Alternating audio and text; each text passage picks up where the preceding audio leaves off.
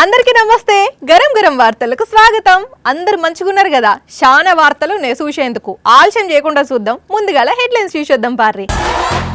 Pawan Kalyan sir ఉండొద్దంటారు కదా డోలీల మోతలు, చూడుండ్రు ఒక్కసారి ఈ అక్కల బాధలు. ఊరంతా వేసిండ్రు తాళాలు, ఈ నడమనే పోయినాయట 25 మంది పానాలు.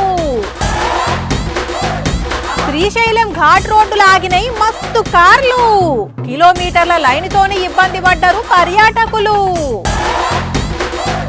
భార్య విడాకులు ఇచ్చిందట ఈ అన్నకు, పాలతోని తానం చేసిండు అందుకు. బుద్ధోడు నడుపుతుండు లారీ, యాక్సిడెంట్ అయితే ఎట్లరా వారి. ఎవ్వలైనా సరే నీళ్లతోని తానం చేస్తారు. ఇంకా కొంతమంది ఆరోగ్యానికి మంచిదని చెప్పి బురదతోని కూడా తానం చేస్తారు. ఇంకా కొన్ని జాగల్లా పెండతోని తానం చేస్తుంటారు.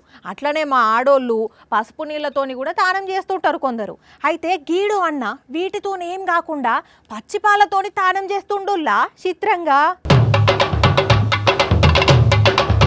చూస్తున్న రానుల్లా 2 బకెట్ల నిండా పాలు పెట్టుకొని లోటతోని పోసుకుంటా తలతానం చేస్తున్నాడు ఈ అన్న. అట్లనే ఇవేం తెల్లని నీళ్లు గిట్లనా ఏంది అనుకునేరు. నీళ్లు కాదు, అసలు నీళ్లు కలిపిన పాలు కూడా కానే కాదు.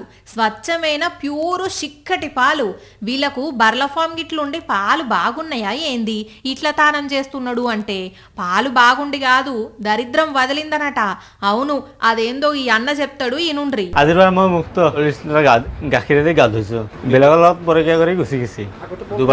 అర్థమైందానుల్లా ఈయన భార్యతోని విడాకులైనాయని ఇట్లా పాలతోని తానం చేసిండట. అగో ఇదేం చిత్రముల్లా, భార్య మాట్లాడకపోతే బాధపడతారు, అవగారింటికి పోయి రాకపోతే ఆగమైతారు. అసవంటిది ఏకంగా విడాకులే అయితే ఈయనేంది ఏం పట్టనట్టు ఇట్లా పాలతోని తానం చేస్తుండు. బాధ లేదా అంటే బాధపడే అంత గొప్ప భార్య కాదట ఆమె.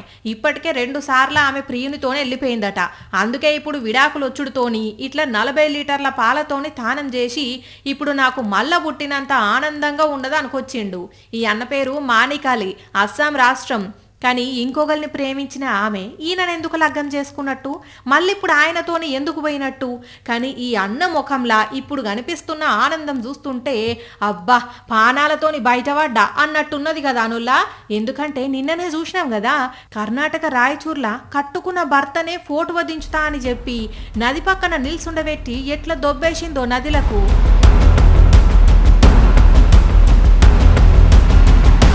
ఈయనకు ఇంత ఈదొచ్చు కాబట్టి ఓ బండ దగ్గర ఆగిండట. ఎంటనే చూసినోళ్ళు తాళ్లతోని మీదికెగ్గిండ్రు. అప్పుడే అందరూ ఎందుకు దునికినవు నీళ్ళల్లా అని అడిగితే ఇగో ఈమె నన్ను సంపాలనాన్ని నీళ్ళల్లో దొబ్బేసింది అని చెప్పిండట. అప్పుడు చూడుండ్రి ఎట్లా తలదించుకుంటున్నదో. ఛీ, ఏందుల్లా వీళ్ళు చేసే పనులు, తెలిసి చేస్తున్నట్ట తెలవక చేస్తున్నట్ట. చేతులార జీవితాలు పాడు చేసుకున్నాడు తప్పి ఏం వస్తుంది?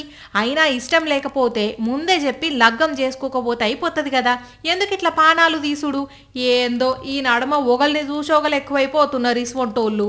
ప్రతేడాది శ్రీశైలం గేట్లెత్తిండ్రని తెలిస్తే చాలు చూసేటందుకు మస్తు మంది పోతుంటారు.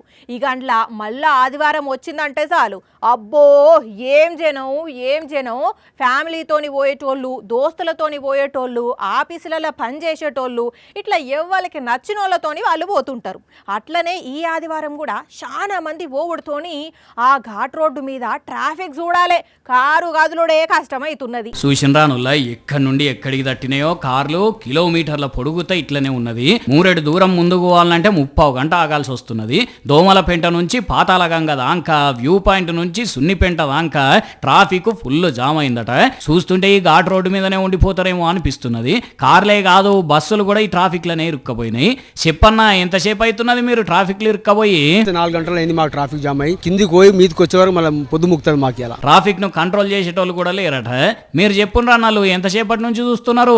ఒక్కరు లేరు, అసలు మొత్తం జామ్ అయిపోయింది. ఇంతవరకు ఒక్క పోలీసు వాళ్ళు ఎవరు లేరు, అసలు ట్రాఫిక్ కంట్రోల్ చేసే పరిస్థితి లేదు. పాపం గేట్లను చూసి, ఆ నీళ్లను చూసి, ప్రకృతిని చూసి, ఘాటు రోడ్డు మీద నుంచి వ్యూ పాయింట్ ను చూసి ఎంతో ఎంజాయ్ చేద్దాం అనుకుని వచ్చిన వాళ్ళకు పాపం ఈ ట్రాఫిక్ లోనే ఇరుక్కబోయే పరిస్థితి వచ్చింది. మరి ఒక్క గేటు తెరుచుడుతోనే పోయిన వాళ్ళకి ఇంత కష్టం వస్తే ఇంకా అన్ని గేట్లు ఎత్తేసరికి ఇంకా మస్తు మంది పోతుంటారు.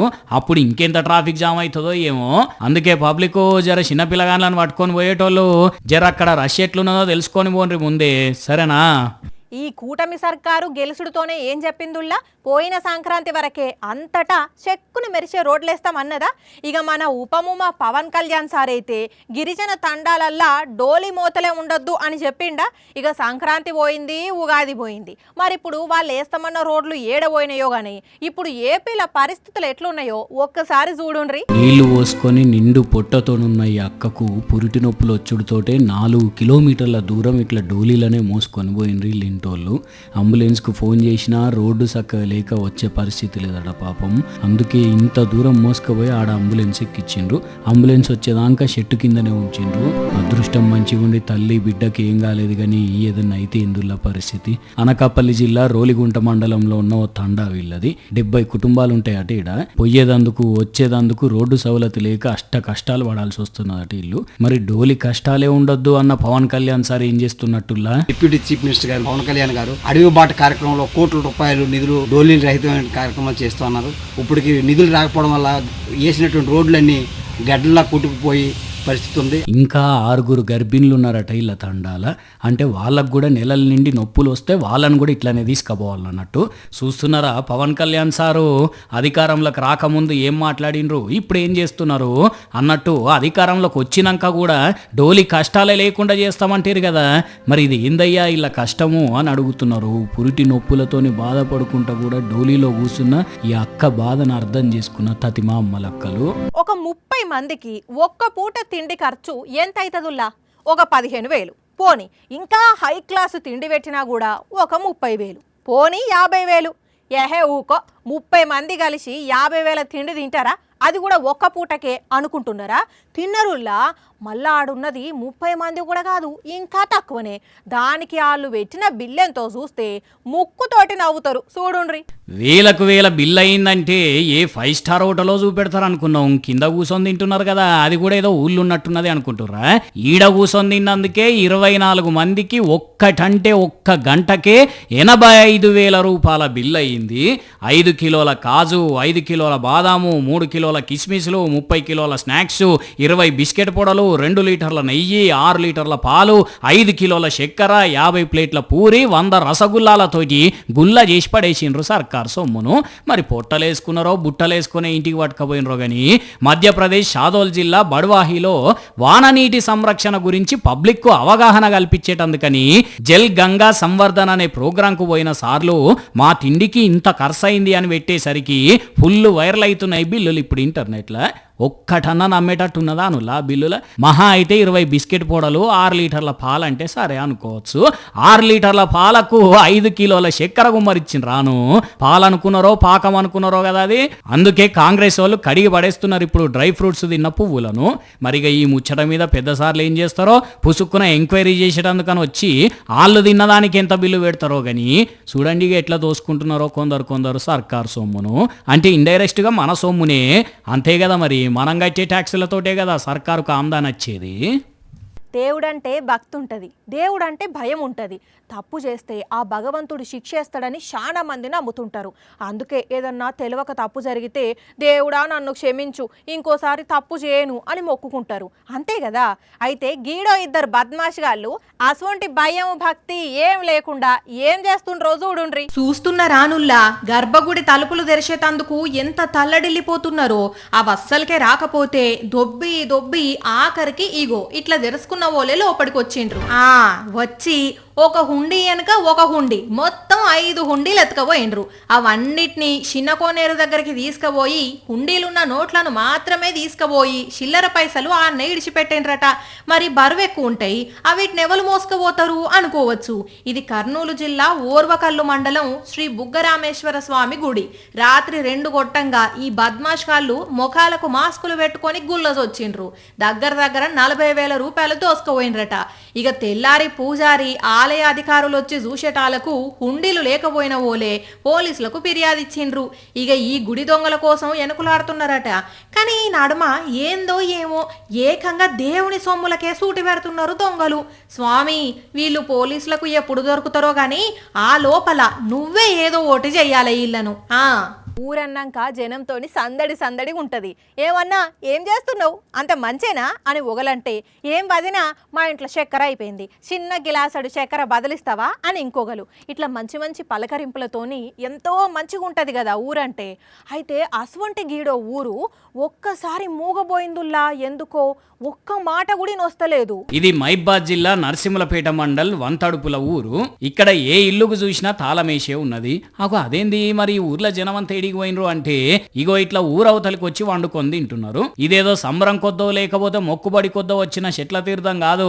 మరి ఇంకేంది అంటే, ఇగో ఈ బాపు చెప్తాడేనండి. మాకు కీడు వచ్చింది, ఒక 25 మంది దానిక చచ్చిపోయారు. మాకు ఊళ్ళో మంచిగా అనిపిస్తాం లేదు, ఊళ్ళో కీడు వచ్చింది. ఊళ్ళో అయ్యగారు అడుగొచ్చినాం, నిప్పు కొనుక్కొని పోవాలని.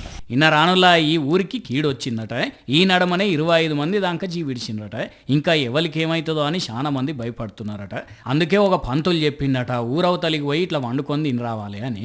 ఇక వెంటనే ఊరికే తాళం వేసినట్టు ఇట్లా అందరు కూడి బయటకు వచ్చిండ్రు. కానీ జీవిడిచిన వాళ్ళకి ఏమనారోగ్యం ఉన్నదో, ఎట్లా పానాలు పోయినాయో దానికి కీడుకేందుల్లా.